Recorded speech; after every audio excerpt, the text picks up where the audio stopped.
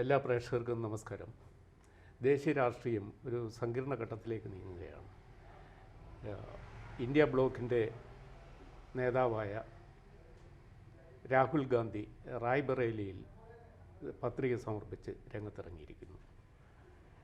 എല്ലാവരും പ്രതീക്ഷിച്ചതുപോലെ പ്രധാനമന്ത്രി നരേന്ദ്രമോദി വാരണാസിയിൽ വീണ്ടും മത്സരിക്കുന്നു.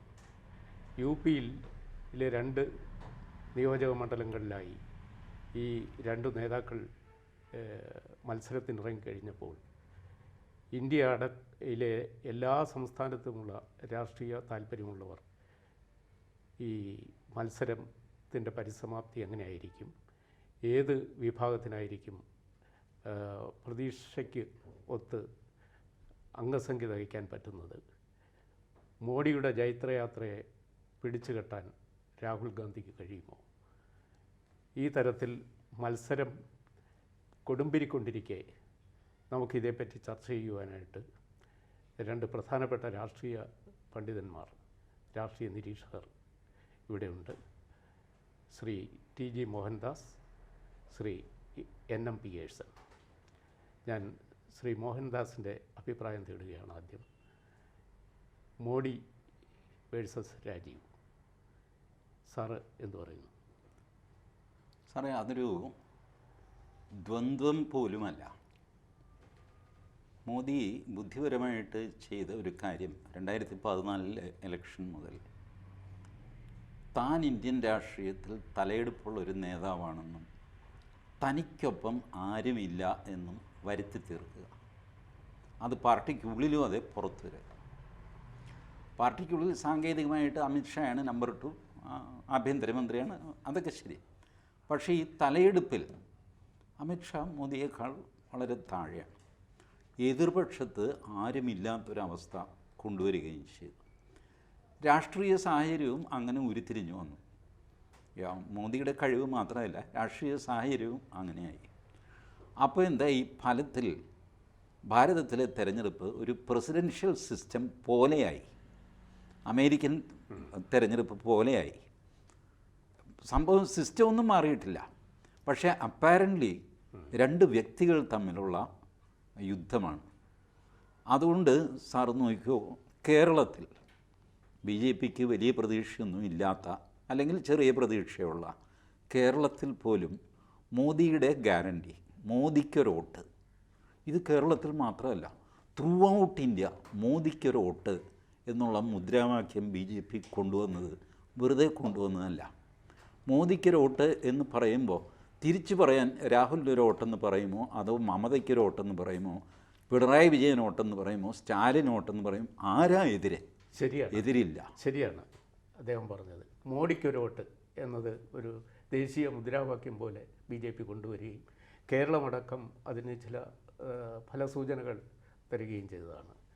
അതുപോലെ രാഹുലിനൊരു വോട്ട് എന്ന് കോൺഗ്രസ്സിന് ധൈര്യമുണ്ടോ ഒരു മുദ്രാവാക്യം കൊണ്ടല്ലേ?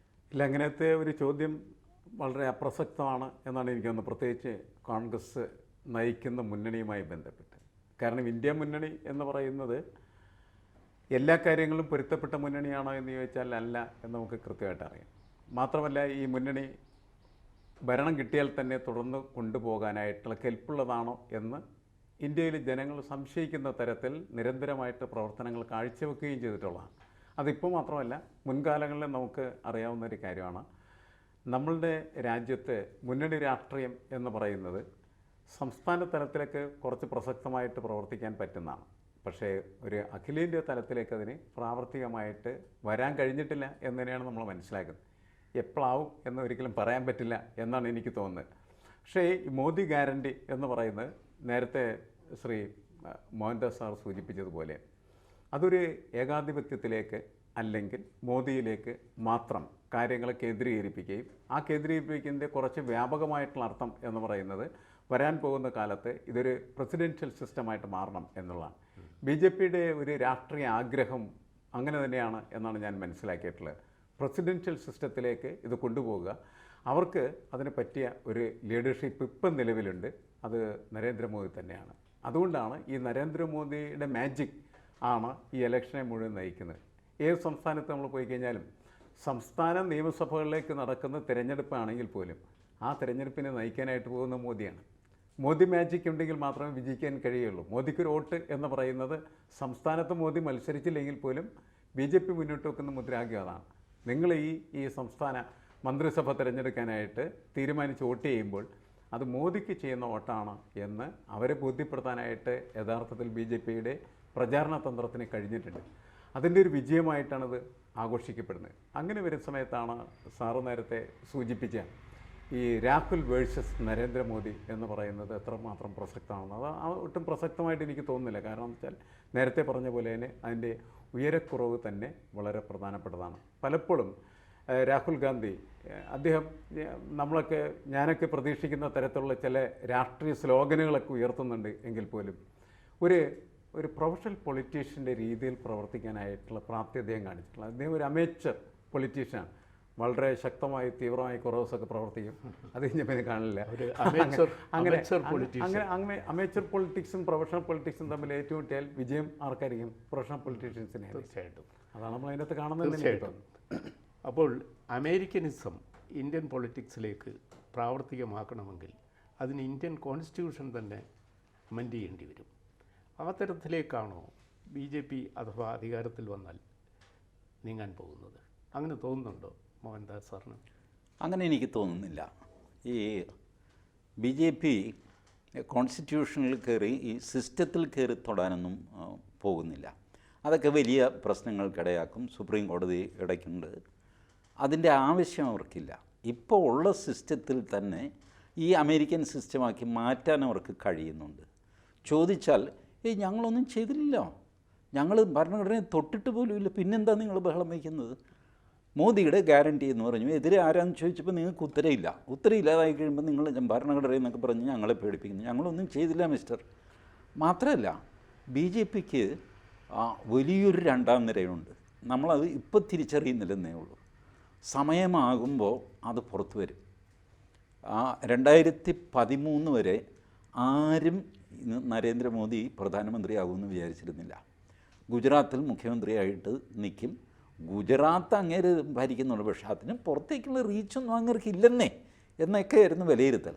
ബട്ട് അങ്ങേര് തന്നെ ആ ഇൻറ്റേർണൽ പൊളിറ്റിക്സ് സുജാതൻ സാറും PS ഓർക്കുന്നുണ്ടാവും. 2013 ഗോവ നാഷണൽ എക്സിക്യൂട്ടീവിൽ ഗേറ്റ് ക്രാഷ് ചെയ്യായിരുന്നു മോദി. അതിനെ തുടർന്ന് അദ്വാനി രാജിവെച്ചു.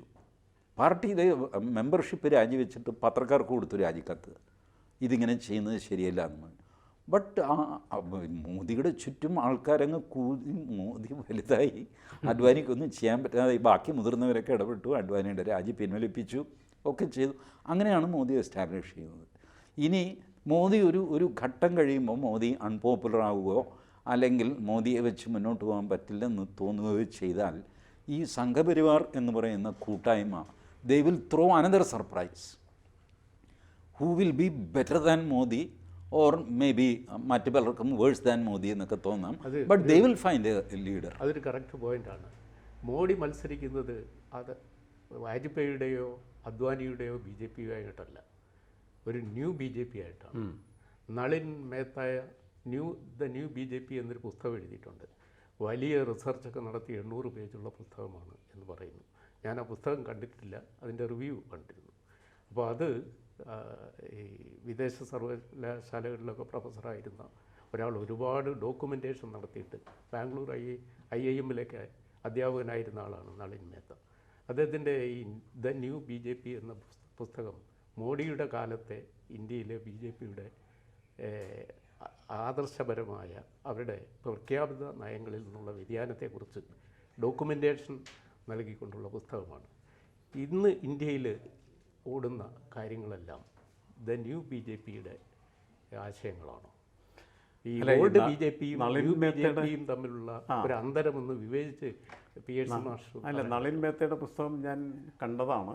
പക്ഷേ ഈ പറഞ്ഞവരെ വളരെ ഗൗരവമായിട്ടും പഠനാർഹമായിട്ടുള്ള രീതിയിലേക്ക് വായിച്ചു എന്ന് ചോദിച്ചാൽ ഒന്നുമില്ല. പക്ഷേ ഇങ്ങനെ മറിച്ചൊക്കെ നോക്കിയ സമയത്ത് എങ്ങനെയാണ് ഈ പുതിയ BJP ഇന്ത്യയെ മാറ്റിക്കൊണ്ടിരിക്കുന്നത്, അതിൽ മോദിയുടെ പങ്ക് എന്താണ്, ഗുജറാത്തിൽ നിന്ന് എങ്ങനെയാണ് മോദി വലിയ ആളായി വളർന്ന് വികസിച്ചത് എന്നൊക്കെ അതിനകത്തുണ്ട്. അതിലൊരു പ്രധാനപ്പെട്ട ഒരു വാചകം എനിക്ക് തോന്നുന്നു ഗുജറാത്ത് തിരഞ്ഞെടുപ്പ് കാലത്ത് ഉയർന്നു വന്ന ഒരു മുദ്രാവാക്യമാണ്. നോക്കൂ നോക്കൂ ഗുജറാത്തിന് സിംഹം വരുന്നു എന്നാണ് പറയുന്നത്. അങ്ങനെ ഗുജറാത്തിന് സിംഹമായിട്ടാണ് മോദി ആ പുസ്തകത്തിനകത്തൊരു ഒരു പ്രത്യേക സ്ലോഗനാണ് ശരിക്കും പറഞ്ഞത്. അത് അക്കാലത്ത് അവിടുത്തെ ചെറുപ്പക്കാരെ വല്ലാത്ത തരത്തിൽ സ്വാധീനിക്കുകയും അങ്ങനെയാണ് ഇത് എന്താണ് ഈ BJP എന്ന് പറയുന്ന ന്യൂ ഫേസിലേക്ക് കടന്നു വരുന്നത്. മാത്രമല്ല സ്ത്രീകൾ മുൻ തിരഞ്ഞെടുപ്പുകളിലെല്ലാനും കോൺഗ്രസ്സിനെ കൂടുതലായിട്ട് വോട്ട് ചെയ്യുന്ന ഒരു ട്രെൻഡാണ് ഇന്ത്യയിൽ നിലനിന്നിരുന്നത്. പക്ഷേ 2014 വരുമ്പോഴേക്കും അതിന് മാറ്റം വരുന്നത് മോദിയുടെ ഒരു പ്രഭാവത്തിലാണ്. കാരണം മോദി സ്ത്രീ വോട്ടർമാരെ സ്വാധീനിക്കുന്നു എന്നുള്ളത് ഈ പുസ്തകത്തിൽ സൂചിപ്പിച്ചിട്ടുള്ള ചില ഉദാഹരണങ്ങൾ അങ്ങനെയാണ്. അതായത് തിരഞ്ഞെടുപ്പ് നടക്കുന്ന സമയത്ത് അവിടെ ഏതൊരു സ്ഥലത്ത് വൈകുന്നേരം സമയത്താണ് മീറ്റിംഗ് നടന്നുകൊണ്ടിരിക്കുകയാണ്. അങ്ങനെ മീറ്റിംഗ് നടന്നുകൊണ്ടിരിക്കുന്ന സമയത്ത് പെട്ടെന്ന് അമ്പലത്തിൽ നിന്ന് മണി മുഴങ്ങുകയാണ് ചെയ്യുന്നത്. അപ്പോൾ മോദി എല്ലാവരുടെയും നിശബ്ദരാൻ പറഞ്ഞു. കാരണം പ്രാർത്ഥനയ്ക്ക് സമയമായി, അതുകൊണ്ട് നമുക്ക് പ്രാർത്ഥനയ്ക്ക് വേണ്ടിയിട്ട് ഒരുങ്ങാം, പ്രാർത്ഥന കഴിഞ്ഞതിന് ശേഷം നമുക്ക് തുടങ്ങാം. ഇങ്ങനെ അവരുടെ ഒരു മനസ്സിലുള്ള ഭക്തിയെയും അവരുടെ മനസ്സിലുള്ളതായിട്ടുള്ള ചില അവസ്ഥകളെയും ഒക്കെ സ്വാധീനിച്ച് അവർക്കൊപ്പം നിൽക്കുന്നതായിട്ടുള്ള ഒരു മനുഷ്യനാണ് എന്ന ഫീലിംഗ് ഉണ്ടാക്കിയിട്ട് സ്ത്രീകളുടെ ഒരു പ്രധാനപ്പെട്ട കഥാപാത്രമായിട്ട് ഇദ്ദേഹം മാറിത്തീരുന്നതിനെക്കുറിച്ച് വിശദമായിട്ട് വിശദീകരിക്കുന്നു. നമ്മളിപ്പോൾ ഈ ചർച്ചയിൽ ദീർഘമായിട്ട് കൊണ്ടുപോകേണ്ട കാര്യമില്ല എന്നെനിക്ക് തോന്നുന്നു. പക്ഷേ നളിൻ മേത്ത ചെയ്തൊരു കാര്യം എന്താണെന്ന് വെച്ച് കഴിഞ്ഞാൽ വളരെ സൂക്ഷ്മമായിട്ട് എങ്ങനെയാണ് ന്യൂ BJP ആയി അല്ലെങ്കിൽ പുതിയ BJP ആയിട്ട് മാറിയതെന്നും ആ പുതിയ BJP എങ്ങനെയാണ് പഴയ കോൺഗ്രസുമായിട്ട് മത്സരിക്കുന്നതെന്നാണ് അതിനകത്ത് സൂചിപ്പിച്ചിരിക്കുന്നത്. അപ്പോൾ കോൺഗ്രസ്സിന് എങ്ങനെ അതിനകത്ത് അതുകൊണ്ട് തന്നെ ഈ പുതിയ BJP ആയിട്ട് മത്സരിക്കാനായിട്ടുള്ള കോമ്പിറ്റൻസി ഇല്ല എന്നാണ് അദ്ദേഹം സ്ഥാപിക്കുന്നത്. അത് ശരിയാണ്. കോൺഗ്രസ് ഇന്ത്യയിലെ ഏറ്റവും പഴക്കം ചെന്ന രാഷ്ട്രീയ പ്രസ്ഥാനമാണ്. ഇന്ത്യക്ക് സ്വാതന്ത്ര്യം നേടിത്തന്ന പ്രസ്ഥാനം ആണ് കോൺഗ്രസ്. ആ കോൺഗ്രസ്സിന് ഒരു 10-30 വർഷമായി പുതിയ നേതൃത്വം ഉയർന്നു വരുന്നില്ല. പഴയ നേതാക്കൾ ഒക്കെ AK ആൻ്റണി അടക്കമുള്ള നേതാക്കളൊക്കെ പെൻഷൻ പറ്റി പിരിഞ്ഞതുപോലെ വീട്ടിൽ വിശ്രമിക്കുന്ന അവസ്ഥ എത്തിയപ്പോൾ ആ സ്ഥാനത്തേക്ക് കടന്നു വരാൻ പുതിയ നേതാക്കളില്ല എന്നത് കോൺഗ്രസിൻ്റെ ഏറ്റവും വലിയ പരിമിതിയാണ്. നോക്കൂ, അതിൻ്റെ പ്രാദേശിക ഘടകങ്ങളിലൊന്നും നമ്മൾ അറിയപ്പെടുന്ന ഒരു PCC പ്രസിഡന്റിനെ പോലും എടുത്തു പറയാനില്ല. ഈ അവസ്ഥയിൽ രണ്ടാം നിര നേതാക്കളില്ലാത്ത, മൂന്നാം നിര നേതാക്കളും നാലാം നിര നേതാക്കളും ആരാണെന്നറിയാത്ത ഒരു കോൺഗ്രസ് പ്രസ്ഥാനവും അതിശക്തമായ അടിത്തറകൾ പണിഞ്ഞുകൊണ്ട് മുന്നോട്ട് പോകുന്ന BJP എന്ന ഒരു വലിയ പാർട്ടിയും, ലോകത്തിലെ ഏറ്റവും വലിയ രാഷ്ട്രീയ പാർട്ടി, ഇതിനെ നേരിടാൻ രാഹുൽ ഗാന്ധിയുടെ നേതൃത്വത്തിലോ സോണിയാഗാന്ധിയുടെ നേതൃത്വത്തിലുള്ള ഈ പഴക്കം ചെന്ന പാർട്ടിക്ക് കഴിയുമോ? കഴിയില്ലെങ്കിൽ എന്താണ്? കഴിയുമെങ്കിൽ എന്താണ് കോൺഗ്രസിൻ്റെ പ്ലസ് പോയിൻറ്റ്സ്? മോഹൻദാസ് സാർ. ഇല്ല സാർ, കോൺഗ്രസ്സിന് ഇനി അത് സാധ്യമല്ല. കോൺഗ്രസ്സിനൊരു തിരിച്ചുവരവ് സാധ്യമല്ല. അത് കേരളത്തിലെ അസംബ്ലി തിരഞ്ഞെടുപ്പിൽ പോലും നോക്കിയാൽ മതി. ഞാൻ ഈ അഭിപ്രായം പറഞ്ഞതിൻ്റെ പേരിൽ ഒരുപാട് ചീത്തവിളി അന്ന് കേട്ടു, ഇന്നും കേട്ടുകൊണ്ടിരിക്കുന്നു. മോദിയുടെ അതേ തന്ത്രമാണ് കേരളത്തിൽ പിണറായി വിജയൻ പ്രയോഗിക്കുന്നത്. പിണറായി വിജയൻ 2016 മത്സരിച്ചു, മുഖ്യമന്ത്രിയായി. അദ്ദേഹത്തിൻ്റെ ഭാഗ്യവശാൽ, അതാണ് രാഷ്ട്രീയ സാഹചര്യവും ഒത്തുവരണം എന്ന് പറയുന്നത്, VS മെല്ലെ പ്രായാധിക്യം കൊണ്ടുമൊക്കെ ആയിട്ട് ഫീൽഡ് ഔട്ടായി. പിണറായി വിജയൻ അപ്രമാദിത്വമുള്ള ഒരു നേതാവായിട്ട് LDFൻ്റെ നേതാവായിട്ട് വന്നു. ഇപ്പുറത്ത് മുഖ്യമന്ത്രിയാകാൻ ത്രാണിയുള്ള ഒരു മനുഷ്യൻ ഇല്ല. സർവസമ്മതനായ ഒരാൾ UDFിലില്ല. BJPക്ക് ഒരു മുഖ്യമന്ത്രി സ്ഥാനാർത്ഥി എന്ന് വിശേഷിപ്പിക്കാനേ ആരുമില്ല. അപ്പോൾ പിണറായി വിജയന് ഗ്രൗണ്ട് ഓപ്പണാണ്. അപ്പോൾ അന്നാണ് ഈ സ്വർണ്ണക്കള്ളക്കടത്ത് വരുന്നത്. അന്ന് അതിന് തുടർന്ന് നമ്മുടെ പഞ്ചായത്ത് തിരഞ്ഞെടുപ്പ് വരുന്നു തൊട്ടടുത്തായിട്ട്. അപ്പോൾ പഞ്ചായത്ത് തിരഞ്ഞെടുപ്പിൽ മാർക്സിസ്റ്റ് പാർട്ടി തോറ്റു തുന്നമ്പാട് LDF നാമാവശേഷമാകുമെന്നൊക്കെ ഞാൻ പറഞ്ഞു. ആവില്ല.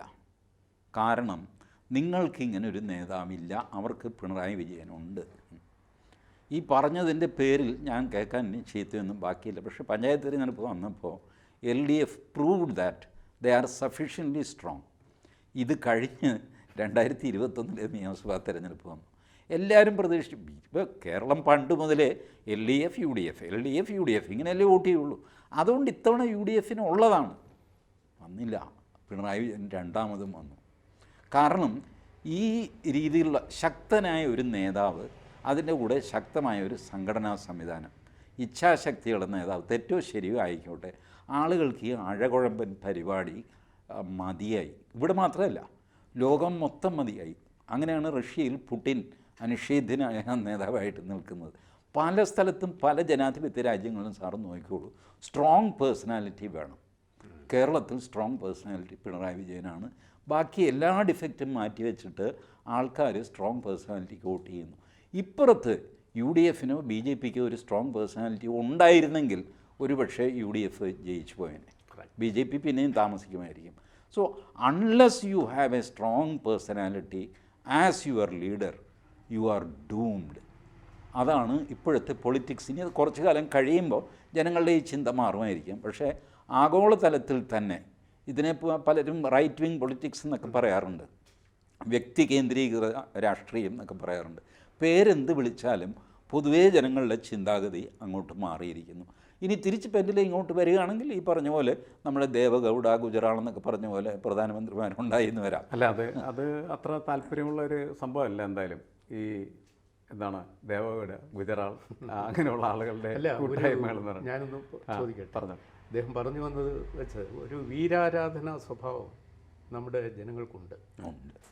അപ്പോൾ ആ വീരപുരുഷനെ ആരാധിക്കുക അത് റോയൽറ്റിയുടെ കാലം മുതലേ നിലനിൽക്കുന്നതാണ്. അതിൻ്റെ എലമെൻറ്റ് അത്ര പെട്ടെന്ന് പോകുന്നില്ല. രാഷ്ട്രീയ തത്വചിന്താപരമായ വ്യത്യാസങ്ങൾക്കിടയിൽ നിന്നും ആദർശത്തിൻ്റെ പേരിൽ ഒരു വ്യക്തിയെ ഉയർത്തിക്കൊണ്ടുവരുന്നതിനേക്കാൾ എളുപ്പമാണ് ഒരു വീരപുരുഷനെ സ്വീകരിക്കുക എന്നത്. ആ വീരത്വം ആണോ നരേന്ദ്രമോദിയുടെ പ്ലസ് പോയിൻറ്റ്? 73കാരനായ നരേന്ദ്രമോദിയും 53കാരനായ രാഹുൽ ഗാന്ധിയും തമ്മിലാണ് ഇന്ന് ദേശീയ തലത്തിൽ പരസ്പരം മത്സരിക്കുന്ന രണ്ട് പ്രതീകങ്ങൾ.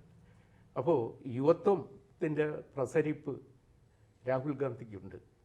അതേസമയം കർമ്മശേഷിയുടെയും ലീഡർഷിപ്പിൻ്റെയും വലിയ ഒരു പശ്ചാത്തലവും അനുഭവവും നരേന്ദ്രമോദി പ്രസൻറ്റ് ചെയ്യുന്നുണ്ട്.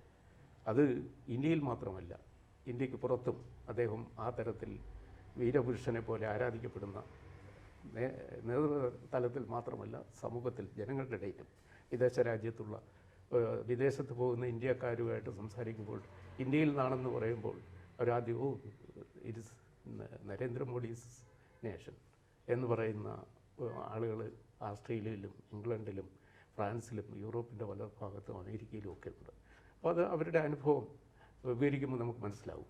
ഈ തരത്തിൽ ഒരു അനുഭവ കർമ്മ മേഖലയിൽ രാഹുൽ ഗാന്ധി ഇനി ഒരുപാട് സഞ്ചരിക്കാനിരിക്കുന്നു. ഞാൻ ഒന്ന് ചോദിക്കട്ടെ, രാഹുൽ ഗാന്ധി ഗുജറാത്തിൽ നരേന്ദ്രമോദി 13 വർഷം മുഖ്യമന്ത്രിയായിരുന്നു ഭരിച്ചതുപോലെ രാഹുൽ ഗാന്ധി ഏതെങ്കിലും ഒരു സ്റ്റേറ്റ് പൊളിറ്റിക്സിൽ എൻ്റെ ഇഷ്ടം അദ്ദേഹം തിരുവനന്തപുരത്ത് വന്ന് കേരള മുഖ്യമന്ത്രിയായി ഒരു 10 വർഷം അനുഭവജ്ഞാനം നേടിയതിന് ശേഷം ഇന്ത്യൻ പൊളിറ്റിക്സിലേക്ക് വരണം. അങ്ങനെയാണെങ്കിൽ അദ്ദേഹത്തിന് ഒരുപക്ഷെ ഭാവിയിൽ ഇന്ത്യയെ നയിക്കുവാനുള്ള ഒരു കെൽപ്പുണ്ടാകും. അങ്ങനെ ഒരു സിറ്റുവേഷനെ കുറിച്ച് പിയേഴ്സൺ മാഷിന് എന്ത് പറയും? അല്ലേ, ഇത് വളരെ വളരെ സജസ്റ്റീവായിട്ടുള്ള ഒരു കാര്യമായിട്ട് എനിക്ക് തോന്നുന്നു. കാരണം കേരളത്തിലാണെന്ന് വെച്ച് കഴിഞ്ഞിട്ടുണ്ടെങ്കിൽ ആര് മുഖ്യമന്ത്രി ആവണം എന്നതാണ് കോൺഗ്രസിലെ പ്രധാനപ്പെട്ട അതെ, കോൺഗ്രസ് ഇവിടുത്തെ കോൺഗ്രസിലെ ഗ്രൂപ്പിസവും തീരും. ആ ഗ്രൂപ്പ് വളരെ വലിയ ഗ്രൂപ്പിസമാണ്. ഏത് നായരാണ് അടുത്ത മുഖ്യമന്ത്രി എന്നാണ് ഒരു കാലത്ത് പ്രധാനപ്പെട്ട ചോദ്യമായിരുന്നു. അപ്പോൾ അത്തരത്തിലുള്ള ഗ്രൂപ്പിസമാണ് കോൺഗ്രസിനെ തിരഞ്ഞെടുപ്പ് വരുന്ന സമയത്ത് എപ്പോഴും തകർത്ത് തരിപ്പണമാക്കുന്നത്. അതിനൊരു പരിഹാരമാണ് എന്തായാലും സുജാൻ സാർ ഇപ്പോൾ പറഞ്ഞിരിക്കുന്ന നിർദ്ദേശം. രാഹുൽ ഗാന്ധിയെ കേരളത്തിൽ കൊണ്ടുവരിക, അടുത്ത നിയമസഭാ തിരഞ്ഞെടുപ്പിൽ മത്സരിപ്പിക്കുക, വിജയിപ്പിക്കുക, കോൺഗ്രസിൻ്റെ മുഖ്യമന്ത്രിയായിട്ട് 1 വട്ടോ 2 വട്ടോ 3 വട്ടോ ഒക്കെ ഇവിടെ ഭരിപ്പിച്ച് അനുഭവ സമ്പന്നനായിട്ടുള്ള രാഷ്ട്രീയ നേതാവാക്കി കേന്ദ്രത്തിലേക്ക് പറഞ്ഞു വിടുക. നല്ല സജഷനാണ്, നല്ല ഇമാജിനേഷനാണ്. പക്ഷേ എനിക്ക് തോന്നുന്നത് എന്താണെന്ന് വെച്ചാൽ, ഞാൻ നേരത്തെ സൂചിപ്പിച്ച ഒരു കാര്യമുണ്ട്, ഈ അമേച്ചർ പൊളിറ്റിക്സിൻ്റെ പ്രശ്നം എന്ന് പറയും. നിങ്ങൾക്കൊരിക്കലും രാഷ്ട്രീയത്തിൽ ഒരു അമേച്ചർ പൊളിറ്റീഷ്യനെ മുന്നോട്ട് പോകാനായിട്ട് കഴിയില്ല എന്നുള്ള കാര്യം മനസ്സിലാക്കേണ്ടതാണ്. മോഹൻദാസ് സാർ പറഞ്ഞ ആ ഒരു സംഭവം ഉണ്ടല്ലോ, എന്താണ് ലോകം ഇപ്പോൾ മാത്രമാണ്, നേരത്തെ എങ്ങനെയല്ല. ഗരിബാൾഡിയുടെ കാര്യം നമ്മൾ ഭരിച്ചാൽ, ചർച്ചിലിൻ്റെ കാര്യം ഭരിച്ചാൽ, സ്റ്റാലിൻ്റെ കാര്യം ഭരിച്ചാൽ, ഇന്ദിരാഗാന്ധി, അതെ ഇന്ദിരാഗാന്ധി, ഇവരെല്ലാം പഴയ കാലത്ത് വളരെ വലിയ ഹീറോകളാണ്. അപ്പോൾ ഹീറോയിക് വർഷിപ്പ് എന്ന് പറയുന്നത് മനുഷ്യനെ ഏറ്റവും ഇഷ്ടപ്പെട്ട ഒരു ഘടകമാണ്. ഇപ്പോൾ ആൽഡസ് എക്സലി തന്നെ ഇതിനെക്കുറിച്ച് പറയുന്ന സമയത്ത് വളരെ കൃത്യമായിട്ട് അദ്ദേഹം പറയുന്ന ഒരു കാര്യം ഇതാണ്. ജനങ്ങളെ സംബന്ധിച്ചിടത്തോളം വെറുതെ എന്താണ് അവർക്ക് കയറിയിരുന്ന് കളിക്കാൻ പറ്റുന്നതായിട്ടുള്ള കളിപ്പാട്ടങ്ങളായിട്ട് നേരത്തെ പറഞ്ഞ ഗുജറാൾ ഗൗഡ സംഘങ്ങളൊക്കെ വന്നാൽ ആളുകൾക്ക് നാണക്കേടാണ്. കാരണം ഇവർ തങ്ങളുടെ നേതാവാണ് എന്ന് പറയുന്നതിനേക്കാൾ അവർക്കിഷ്ടം വളരെ പവർഫുള്ളായിട്ടുള്ള ഒരാൾ അവരുടെ നേതാവാണെന്ന് പറയുന്നതിനാണ്. കാരണം അത് അവരുടെ എനിക്ക് തോന്നുന്നു സെൽഫ് റൊമാൻറ്റിസവും അതേപോലെ സെൽഫ് ഹീറോയിസവും ഒക്കെ പ്രൊജക്റ്റ് ചെയ്യുന്നൊരു സംഭവമായിട്ട് അത് മാറാം. അപ്പം അതുകൊണ്ട് നമ്മളും അങ്ങനെ തന്നെയായിരിക്കും. ഇപ്പോൾ CPM എല്ലാവരും ക്യാപ്റ്റൻ എന്നാണ് പിണറായി വിശേഷിപ്പിക്കുന്നത്. കാരണം അങ്ങനെ അവർക്ക് അങ്ങനത്തെ ഒരു ഫീലിംഗ് അവർക്ക് ട്രാൻസ്മിറ്റ് ചെയ്യാൻ അദ്ദേഹത്തിന് കഴിയും. നരേന്ദ്രമോദിയുടെ സ്ഥിതി നരേന്ദ്രമോദിയുടെ മാജിക് അത് തന്നെയാണ്. കാരണം വെച്ചാൽ ഒരു സംസ്ഥാന തെരഞ്ഞെടുപ്പ് നടക്കുന്ന സമയത്ത് പോലും അവിടുത്തെ സംസ്ഥാന നേതാവല്ല അതിനെ നയിക്കുന്നത്.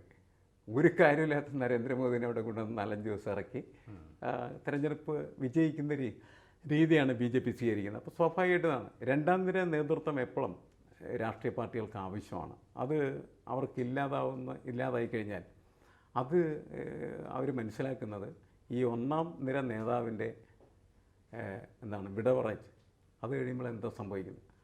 പലപ്പോഴും ഈ വലിയ വലിയ നേതാക്കൾ നമ്മൾ പറയുന്ന ഹീറോയിക് ലീഡേഴ്സിൻ്റെ കാഴ്ചപ്പാടെന്താണ്, എനിക്ക് ശേഷം പ്രളയം എന്നാണ്.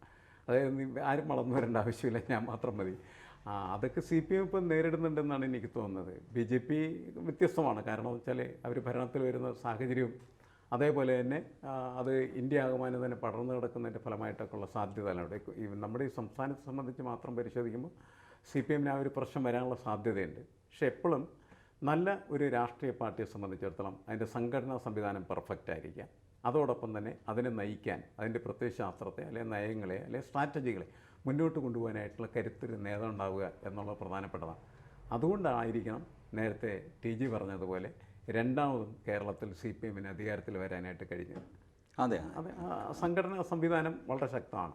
സംഘടനാ സംവിധാനം ദുർബലപ്പെട്ട് കഴിഞ്ഞാൽ പിന്നെ നമുക്ക് ശക്തനായ നേതാവായാലും ചിലപ്പോൾ രക്ഷപ്പെടുത്താൻ പറ്റുമെന്ന് എനിക്ക് തോന്നുന്നില്ല. അപ്പോൾ ഈ രണ്ട് സംഭവം ആവശ്യമാണെന്നാണ് എനിക്ക് തോന്നുന്നത്. ശരിയാണ്. ഈ ചർച്ച പര്യവസാനിക്കുന്നതിന് മുമ്പ് ഒരു പോയിൻറ്റും കൂടെ നമുക്ക് വിശദീകരിക്കേണ്ടതുണ്ട്.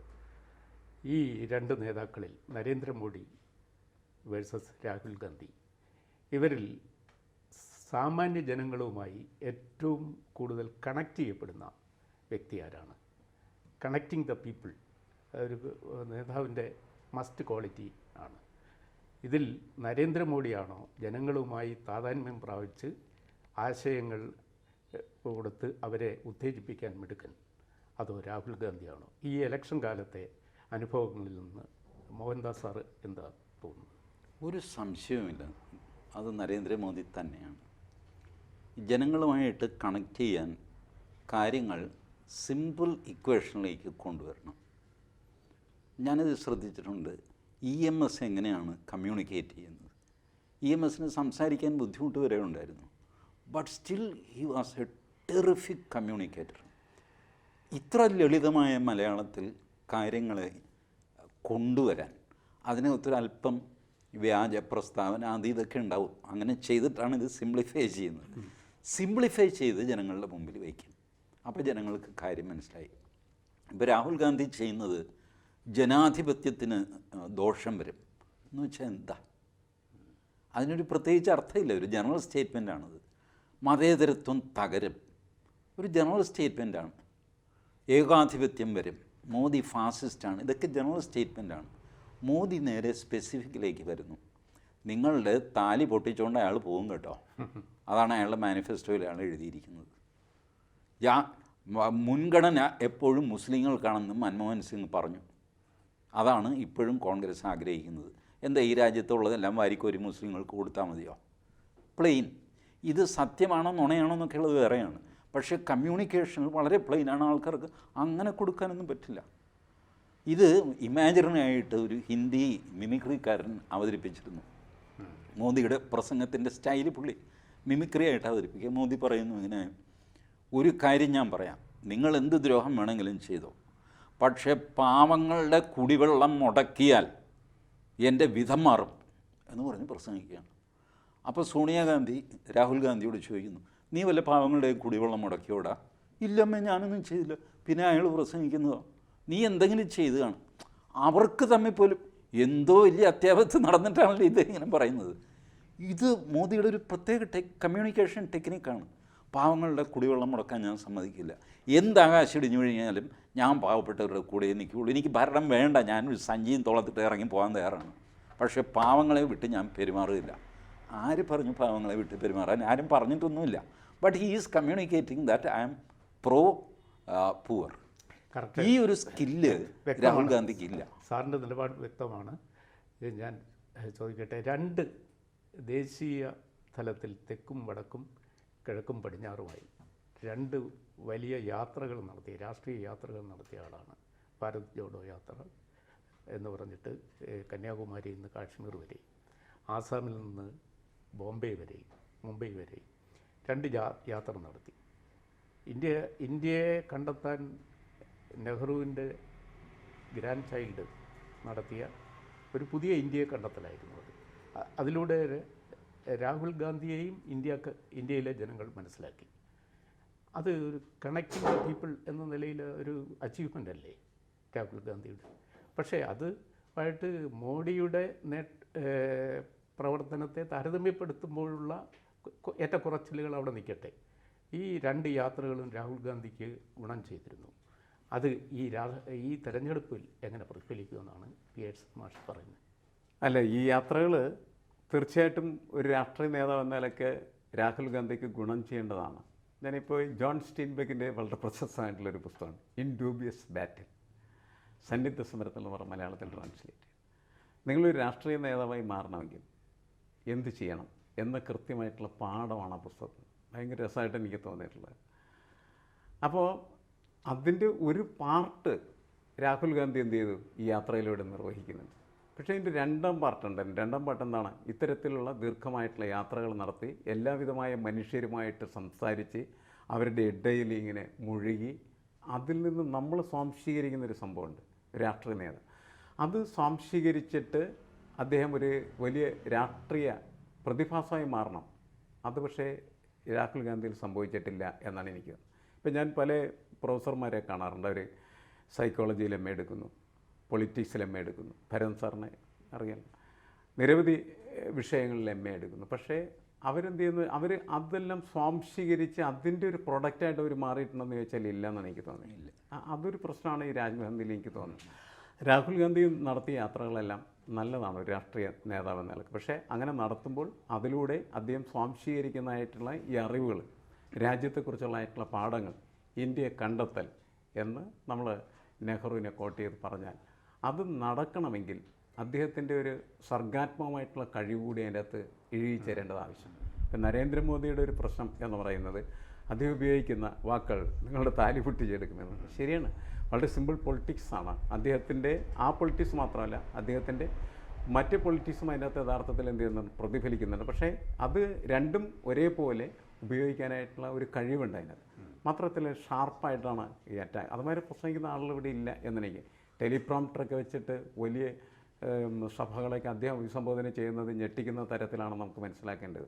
കാരണം വെച്ചാൽ അത്ര ഷാർപ്പാണ്. നേരിട്ട് എന്ന് ഓരോ മനുഷ്യൻ്റെ മനസ്സിലിങ്ങനെ അറ്റാക്ക് ചെയ്യുന്ന തരത്തിലായിട്ടുള്ള വാക്കുകളാണ് അതിൻ്റെ അടുത്ത് ഉപയോഗിക്കുന്നത്. അതുകൊണ്ടാണ് അത് ക്യാച്ചിങ് വേർഡ്സായിട്ട് മാറിത്തീരുന്നത്. അത് വേണം പൊളിറ്റീഷ്യനെ. എങ്ങനെ പൊളിറ്റീഷ്യനെ പൊതുജനത്തെ ശരിക്കും പറഞ്ഞ് തീപിടിപ്പിക്കാനായിട്ടുള്ള കഴിവ്. എനിക്ക് അതിലൊരു സങ്കടമുണ്ട്, ഒരു സങ്കടം എനിക്കുണ്ട്. കേരള രാഷ്ട്രീയത്തിൽ ഇങ്ങനെ സംസാരിക്കുന്ന അവസാനത്തെ ആളായിപ്പോയി VS അച്യുതാനന്ദൻ. അതിനുശേഷം ഒരു പഞ്ച് ഡയലോഗ് ഇന്ന് വരെ ഞാൻ കേരളത്തിൽ കേട്ടിട്ടില്ല. ഒരു രാഷ്ട്രീയ പാർട്ടിയിലെ ഒരു നേതാവിനും പ്രസംഗിക്കാനുള്ള വൈഭവമില്ല, കമ്മ്യൂണിക്കേറ്റ് ചെയ്യാനുള്ള വൈഭവമില്ല, ഒരു തമാശ പറയാനുള്ള നർമ്മബോധമില്ല, ഒന്നുമില്ല. എല്ലാവരും ചതുരവടിവിൽ എന്തോ ന്യൂസ് പേപ്പർ അടിക്കുന്ന പോലെയാണ് അച്ചടി ഭാഷയിൽ സംസാരിക്കുന്നതല്ലോ. അല്ല, അതല്ല രാഷ്ട്രീയം. അതെ അതെ. ഈ പിയേഴ്സൺ മാഷ് പറഞ്ഞ ഒരു കാര്യം, ഈ രാഷ്ട്രീയം ഒരു പ്രതിഭാശാലിയുടെ അംഗമാണ്. ആ കാര്യത്തിൽ രാഹുൽ ഗാന്ധിക്ക് വലിയ പരിമിതികളുണ്ട്. അതുകൊണ്ടാണ് ഞാൻ ഇടയ്ക്ക് സൂചിപ്പിച്ചത്, അതെൻ്റെ ഒരു വൈൽഡ് ഡ്രീമായിട്ടാണ് സാറ് ചിത്രീകരിച്ചതെങ്കിലും രാഹുൽ ഗാന്ധി ഒരു സ്റ്റേറ്റിൻ്റെ മുഖ്യമന്ത്രിയായി തെളിയിക്കട്ടെ.